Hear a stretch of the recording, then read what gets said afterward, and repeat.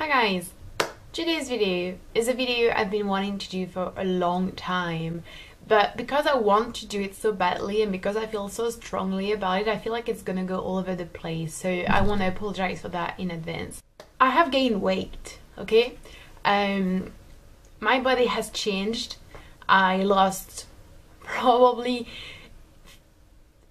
80% of the muscles that I built when I was doing yoga and when I was running 3-4 times a week.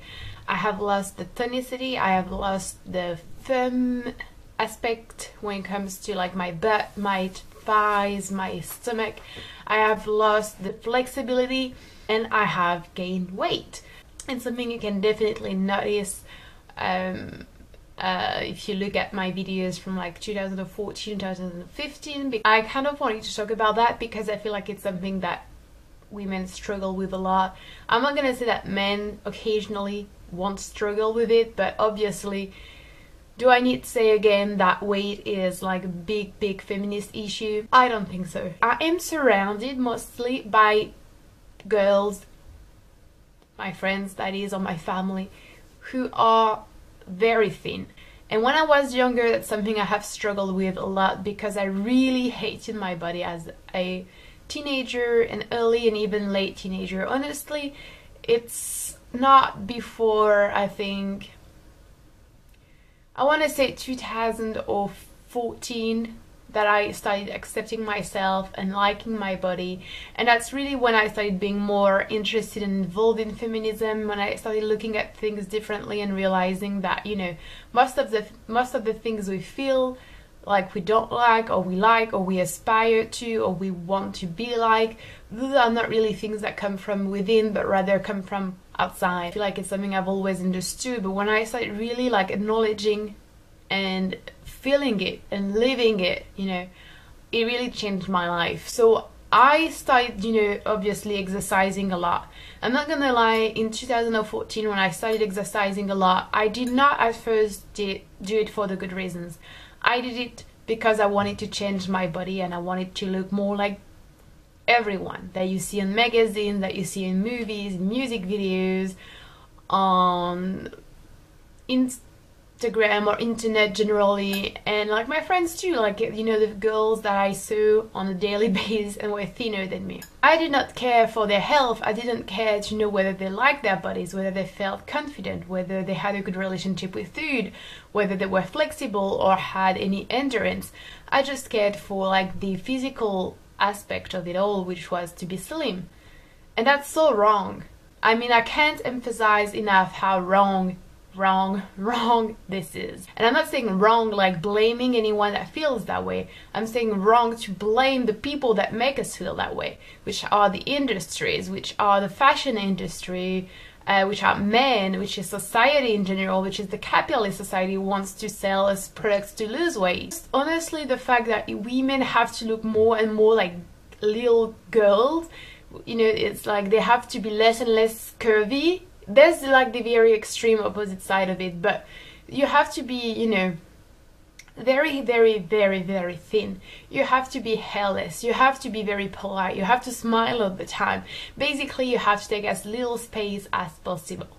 That's really what's, you know, very shocking to me. You can't be yourself. You can't be like nature designed you to be. You can't be how you feel comfortable. You can't take up the space that you're supposed to take up. No, that's the message that society is sending us as young girls and as teenagers and as young women. And even as older women, because we're not desirable, we're not attractive conventionally speaking, so we have to disappear. We have to take as little space as possible. And that's really, I think, what losing weight is about, as well as making money for some other people. So when I started, you know, exercising, I did it for the wrong reasons. But I was lucky enough that I was really into feminism. I was lucky enough that I've always cared for others, and I was lucky enough that I was a vegan. So obviously as a vegan you really care for your body differently, you care for others differently, you care for food differently. Doing yoga really helped me, and running really helped me too, because I realized that the pleasure I was getting wasn't from losing weight or transforming my body, because I was not even noticing it really. It was from being able to do things that I wasn't able to do before, like the splits or inversions or running 20 kilometers. And so I started developing a really a really healthy relationship with food and with exercising. I was doing it for my mental health, I was doing it to improve, I was doing it to just challenge myself. And obviously life, you know, changed. I got really busy, did 2 master degrees, an internship, volunteering, had to write a dissertation. Now I'm working, writing a dissertation, volunteering again, doing YouTube stuff, all of those things, and living in Paris, at school, blah blah blah. Obviously, if I really wanted to, I could fit in my weekly schedule 1 or 2 hours of exercise. I could. But that would mean I would have to lose a few things. I stopped exercising and my body changed.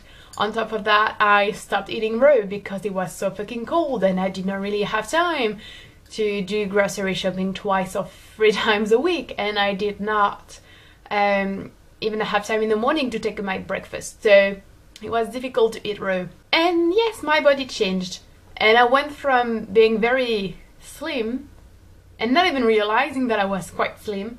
I went from being very slim to being where I am now, which is okay, you know, but it's still very different. And I'm not gonna lie, in some pictures that I took this summer, it was kind of shocking. I realized how I had gained weight and how my body looked different. And those pictures were taken with some of my friends, obviously, and all of them were very slim, but like, they're naturally slim. They are naturally slim, so you know, can't really compare. But the comparison, you know, seeing someone who is very slim and someone who is not very slim, it makes it even more obvious. And I realized, yes, I felt quite bad for a few seconds seeing that, but it didn't last very long. I think maybe 2, 3, 4 years before, he would have been a disaster. It would have made me feel so shitty about myself and so terrible about myself. But now it's like, I see it and I can recognize and acknowledge the fact that I could look better, but then I'm like, you know, that's not what matters. What matters is that I spent a really good afternoon with my friends and I had fun, and those are good memories. And it's not because there are 2 or 3 unflattering pictures of me that I should just, you know, decide that I'm gonna go on this crazy diet or exercise 3 or 4 times a week, because that's not really what I want. That's not what my goal is right now. My health is not in danger, so, or at risk, and there's no need for me to do something that I don't have time to do, not the motivation to really do now, just because society tells me I should look different. Because you know what? Yes, you could always look better, but you know what? You could also be more intelligent, more educated, kinder, more compassionate, more creative. You could be more, you could be funnier. You could be more helpful. You could be a lot of things more than you already are. And how wrong is it that we women are made to believe that the #1 thing we should worry about is looking better, rather than being better at all those other things I just mentioned? And not, I mean, we have to be honest right here. We have to be honest.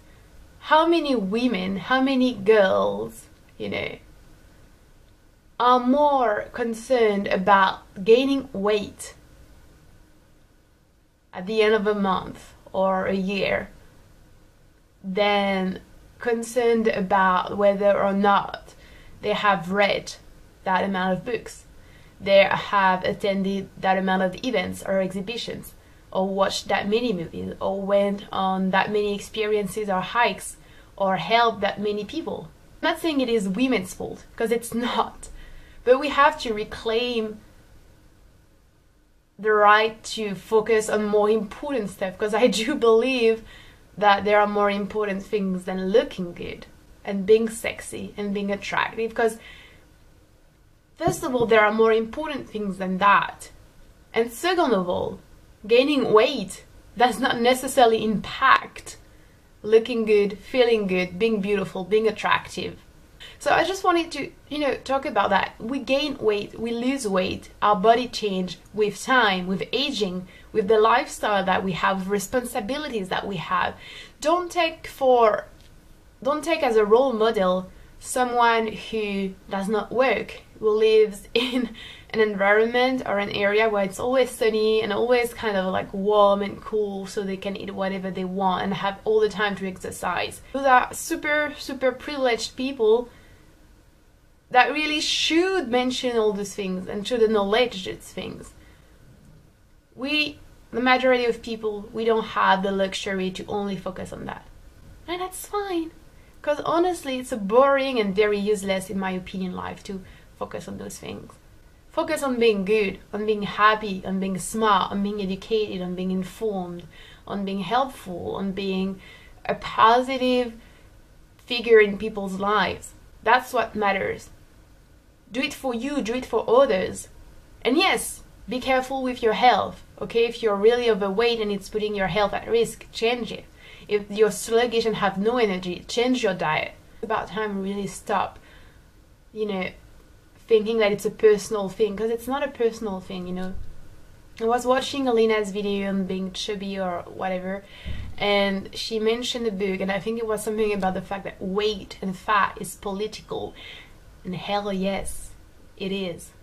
The way you treat your body is influencing the way younger girls are going to treat their bodies. The way you talk about your body is going to influence the way they think of their bodies. The way you eat is going to influence how they eat. And the way you treat yourself and think of beauty and beautiful and attractive, it's going to make their life either very positive or very negative. It's not only about you.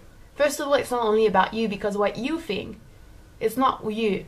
It's been put in your head by society and men. And then it's not about you, because what you do perpetuates a very vicious circle and cycle. So really change that. Take power back. Put priorities first and live your life. Live your life without focusing on weight and kilos and looking good in pictures and looking good, period. It's not about that. It really isn't. And I can tell you that, I'm only 24, soon 25, but I've been I've been really insecure, and then I've done modeling, and then I have stopped, and then my style has really changed, and then my dietary life has really changed. I've been through so many changes, and spiritually and emotionally and psychologically, I've been through so many changes as well when it comes to body, representation, beauty. I can tell you from experience, it really doesn't matter that much. It's not what's going to make you happy and what's going to make your life beautiful. It really isn't. So yeah, I wanted to share that with you guys because I feel so strongly about it, and I feel like it's, people may say, hey, that's such a trivial thing. It's not a trivial thing. When you're a woman, most likely you've been suffering so much because of your body and your weight, mostly. You can't say it's a trivial thing when it's affecting so many of us. When a simple thing like that is affecting so many of us, it's time we take it seriously and talk about it deeply, I think. So I hope this was inspiring and helpful. Let me know what you guys think, and I'll see you later. Bye!